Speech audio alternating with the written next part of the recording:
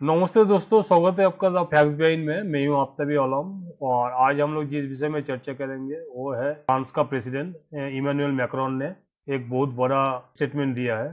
उन्होंने कहा पैलेस्टाइन को हम एक तो इंडिपेंडेंट स्टेट मानेंगे। अपकमिंग डेज में वो लोग इसको मान्यता देगा। तो G7 से पहला एक कंट्री फ्रांस जो यूएस का खिलाफ जाके पैलेस्टाइन को एक इंडिपेंडेंट स्टेट मान लिया। इसी विषय में हम लोग आज चर्चा करेंगे। हम लोग का गेस्ट है अतनुदा। अतनुदा, आपसे मेरा पहला क्वेश्चन यही है, फ्रांस का प्रेसिडेंट एग्जैक्टली क्या बोला और इसी टाइम में क्यों बोला? आपको क्या लग रहा है? अब तब इमानुएल मैक्रोन जो है वो G7 में पहला भी है जो अपने तरफ से आगे आके पैलेस्टाइन को एक कंट्री माना है। आज के डेट में अगर देखा जाए इंडिया भी जो है पैलेस्टाइन को एक कंट्री मानता है और डिफरेंट अदर नेशंस भी ये मानते हैं, मगर दुनिया के सारे नेशंस जो है ये नहीं मानते हैं। ऑन द अदर साइड सबसे मेजर जो अभी प्रॉब्लम देखने को मिल रहा है, जैसे हम लोग को पता है कि फ्रांस जो है वो अभी भी अगर देखा जाए यूएस से बहुत ही ज़्यादा कनेक्टेड है। G7 में भी फ्रांस है, यूएस है। ऑन द अदर साइड अगर देखा जाए G7 में कोई भी कंट्री अभी तक ये पैलेस्टाइन को अपने तरफ से एक कंट्री बोल के एक मानते नहीं थे। जबकि इमानुएल मैक्रोन का कहना है कि भाई हम लोग अपने तरफ से जो भी प्रोसीड्यूर है वो हम लोग ऑलरेडी कर लिए हैं। आगे जाके विद इन सम डेज में हम लोग ये अपने तरफ से पूरा जो भी प्रोसीड्यूर है वो फॉलो करेंगे और हम लोग पैलेस्टाइन को एक कंट्री या फिर एक नेशन मानेंगे इन फ्यूचर से। ऑन द अदर साइड इसके पीछे उन्होंने जो रीजन दिखाया उनका कहना है कि जो गाजा में हो रहा है हर रोज गाजा में जिस तरह से ये जो वार चल रहा है ये एक पार्ट है जिसके वजह से बहुत सारे जो इनोसेंट है वो लोग अपना जो जान है वो खो रहा है। इसके अलावा भी अगर देखा जाए गाजा में जो भूखमरी चल रहा है या फिर गाजा में अगर सीजफायर होता है उस टाइम में भी गाजा का जो हालत है इसे स्टॉप करना चाहिए। और आगे जाके ये तभी स्टॉप होगा जब उन लोगों ने अपने तरफ से पैलेस्टाइन को एक नेशन माना है। और नेशन मानने के वजह से हो सकता है कि इन फ्यूचर ये गाजा का जो वार है ये स्टॉप हो जाए, इसीलिए फ्रांस की तरफ से ये माना गया है। यूरोप का पहला कंट्री फ्रांस जो पैलेस्टाइन को रिकॉग्नाइज किया। इंडिया पहले से ही था। तो टोटल 140 कंट्रीज पैलेस्टाइन को रिकॉग्नाइज किया है। 140 कंट्रीज पहले से ही पैलेस्टाइन को रिकॉग्नाइज करने के बाद भी गाजा में ये चल रहा है। तो आपको क्या लगता है, फ्रांस अगर पैलेस्टाइन को अलग से रिकॉग्नाइज कर रहा है, क्या इसमें कुछ अलग से असर पड़ सकता है पैलेस्टाइनियों के ऊपर? ऑब्वियसली इस पे असर पड़ सकता है। पैलेस्टाइन के तरफ से उन्होंने इस बात को सराहा है। उन लोगों ने बहुत ही अच्छी तरह से इसको एक्सेप्ट किया है और आगे जाके इसका जो असर है वो हम लोग को देखने को मिलेगा यूएस में। क्योंकि जैसे मैं आपको कहता था कि यूएस एक एक करके अपना जो दोस्त है या फिर अपने जो भी उनका जो अलाइज है एक एक करके खो रहा है। आज के डेट में आप देखिए G7 में रहने के बाद ही फ्रांस ने अपने तरफ से यूएस के अगेंस्ट में ये स्टेप लिया, जिससे यूएस हो या फिर इसराइल हो वो लोग अपनी तरफ से इससे नाखुश है। ऑन द अदर साइड सिर्फ यही नहीं, अगर हम लोग देखें यूके जो है यूके भी अपने तरफ से ये मान रहा है। और आने वाले दिनों में बहुत सारे कंट्रीज है जो लोग अपने तरफ से पैलेस्टाइन को एज ए नेशन वो लोग अपने तरफ से इसको स्वीकृति देगा। ऑन द अदर साइड अगर देखा जाए सबसे मेजर जो इशू है वो है यूएस का, क्योंकि यूएस चाहता है पैलेस्टाइन को आगे बढ़ने ना दिया जाए। पैलेस्टाइन के साथ जो इसराइल का प्रॉब्लम है उसमें पैलेस्टाइन का ज्यादातर पार्ट जो है वो इसराइल में, इसराइल अपने तरफ से एज ए इसराइल कंट्री जो है वो अपने आप को विकसित करे और पैलेस्टाइन का जो भी पार्ट है वो अपने आप में संभाले। तो वो जब नहीं हो रहा, जब यूएस के दोस्त ही उनके अगेंस्ट में आके खड़ा हो रहा है या फिर ऐसा कोई स्टेप ले रहा है, तो नो डाउट ये वर्ल्ड में जो भी हो रहा है जियोपॉलिटिक्स में इसमें बहुत सारे चेंजेस तो लाएगा ही। मैक्रोन का इस स्टेटमेंट के बाद जायज सा बात है, इजराइल खुश नहीं होगा। वो लोग का तरफ से कोई रिएक्शन आया अभी? देखिए बेंजामिन नेतन्याहू का ट्वीट आया था जिसमें बेंजामिन नेतन्याहू अपने तरफ से क्लियरली कह दिया है कि वो इससे खुश नहीं है या फिर उनको ये जो है ये वो नहीं मानते हैं।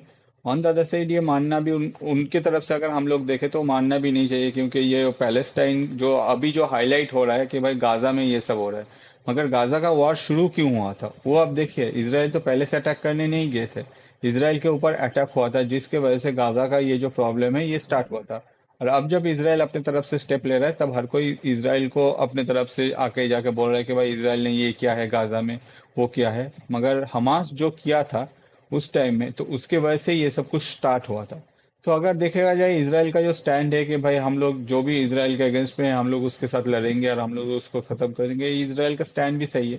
क्योंकि जिस टाइम में वो जो मतलब जो कॉन्सर्ट हो रहा था, जिस टाइम में इसराइल के जो मतलब सिटीजन थे उन लोगों को मारा गया था, उसको लेके कोई कुछ नहीं बोल रहा है। हर कोई जो बोल रहा है वो सिर्फ गाजा को हाईलाइट करने की कोशिश कर रहा है।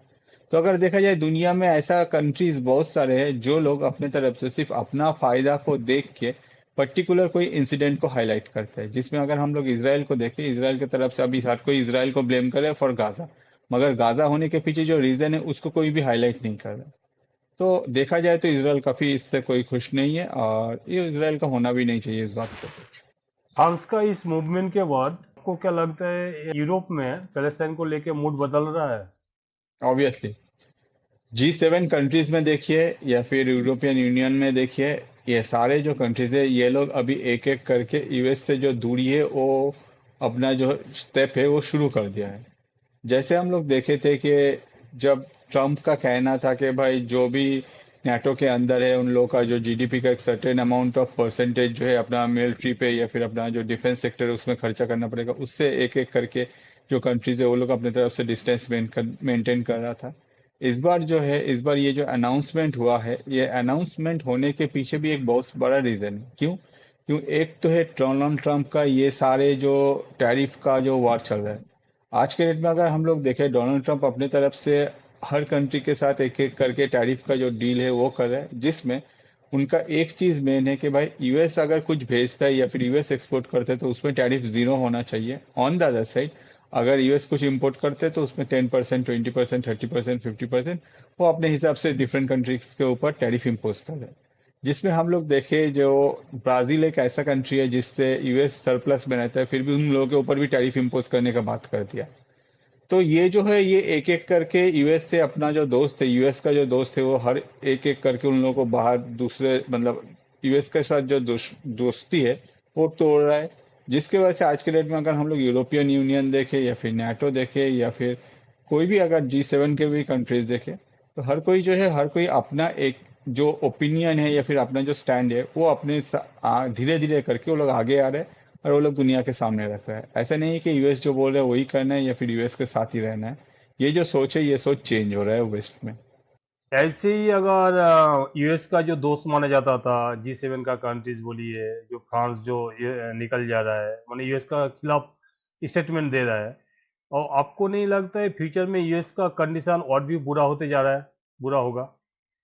ऑब्वियसली आफ्ताब, ये प्रेजेंट जो यूएस जिस तरह का स्टेप ले रहा है वो हो सकता है कि डोनाल्ड ट्रम्प का सोच है कि इससे यूएस इकोनॉमी बहुत ही एक बेहतर होगा, जो मेक अमेरिका ग्रेट अगेन है उस तरफ जा रहा है। ऑन द अदर साइड एक चीज हम लोग को ध्यान रखना चाहिए कि आपके पास जितना भी पैसा हो जाए, अगर आपका साथ में कोई नहीं रहता है at that point of time, आप आगे जाके कुछ नहीं कर सकते।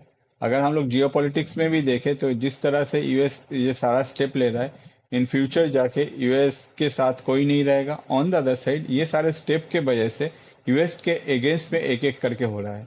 मतलब एक एक कंट्री जो है वो यूएस के अगेंस्ट जा रहा है, बहुत ही स्लोली एक मूव हो रहा है। और जो अभी तक हम लोग सुनते थे वेस्ट वेस्ट वेस्ट, तो ये जो वेस्ट का जो भी यूनिटी था वो यूनिटी टूट गया है। धीरे धीरे जो टूटने के बाद जो पार्ट है वो हम लोग को अलग से देखने को मिलता है।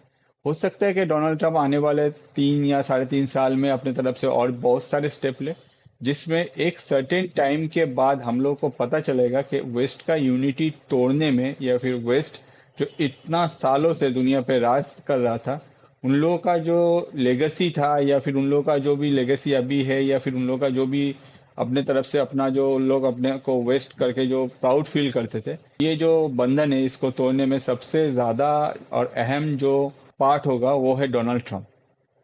और मुझे तो ये भी शक है कि डोनाल्ड ट्रंप अपना जो कार्यकाल है ये पूरा कर पाएगा या नहीं। क्योंकि जिस तरह से डोनाल्ड ट्रंप मूव कर रहे हैं उसमें हम लोग को बहुत सारा मतलब ऐसे स्टेप हम लोग देख सकते हैं कि इन फ्यूचर में आके के डोनाल्ड ट्रंप अपना जो पूरा जो पीरियड है मतलब आने वाले 3.5 साल ये कंप्लीट होगा या भी नहीं, इसमें भी बहुत सारे क्वेश्चंस अराइव होता है। तो आपको क्या लगता है फ्रांस का ये स्टेटमेंट के बाद गाजा का जो सिविलियंस है, आम आदमी है, वो लोग के ऊपर एक पॉजिटिव इम्पैक्ट पड़ेगा?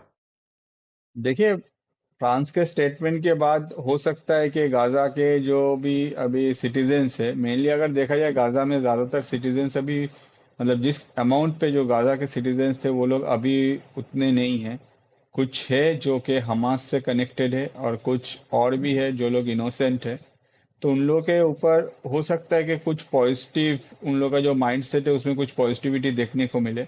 मगर ये स्टेप ऐसा नहीं है कि गाजा का सारा प्रॉब्लम इंस्टेंट रिजॉल्व कर देगा। अगर गाजा में प्रॉब्लम रिजॉल्व करना है तो उसमें टाइम तो लगेगा ही। साथ ही साथ इसराइल का जो भी स्टेप है या फिर इसराइल और यूएस मिल के जो गाजा में करने का कोशिश कर रहा है, वो तो इसराइल और यूएस दूसरों कोई कंट्री को वहां घुसने नहीं देगा। और सिर्फ यही नहीं, फ्रांस की तरफ से ये भी स्टेटमेंट आया है कि फ्रांस आगे जाके गाजा में जो पीस है वो एस्टेब्लिश करेगा। तो ये जो है ये एक लॉन्ग टर्म सोच है। On the other side Gaza को लेके यूएस का भी अलग प्लान है इसराइल के साथ मिलके। इसमें अगर दूसरा कोई कंट्री घुसने का कोशिश कर रहा है तो ये जगह एक ऐसा है कि वॉर फील्ड में कन्वर्ट तो ऑलरेडी होके रखा है। डिफरेंट टाइम में डिफरेंट जो पावर है या फिर डिफरेंट जो दुनिया के कंट्रीज के जो अपना मतलब इन्फ्लुएंस है वो अपनी तरफ से इस जगह के ऊपर इंटरेस्ट शो कर रहा है। दोस्तों, फ्रांस का ये स्टेटमेंट पैलेस्टाइन को एक स्टेट का में रूप में रिकॉग्नाइज करने का एक बहुत बड़ा जियोपॉलिटिकल शिफ्ट का सिग्नल माना जा रहा है। आप लोग को क्या लग रहा है कमेंट करके जरूर बताइए, और हम लोग का पॉडकास्ट अगर अच्छा लग रहा है तो लाइक, शेयर और सब्सक्राइब जरूर कीजिए। Thank you. जय हिंद। Thank you. जय हिंद आफ्ताब, थैंक यू।